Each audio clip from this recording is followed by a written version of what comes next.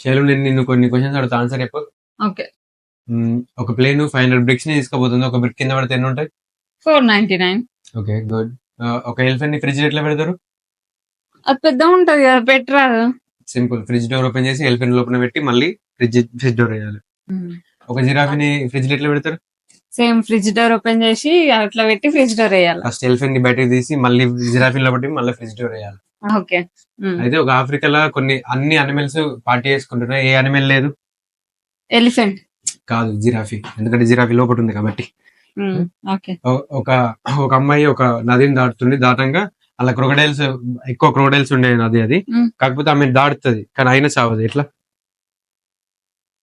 Crocodile మింగలేదు కావచ్చు. కాదు, crocodile పార్టీలు ఉంది.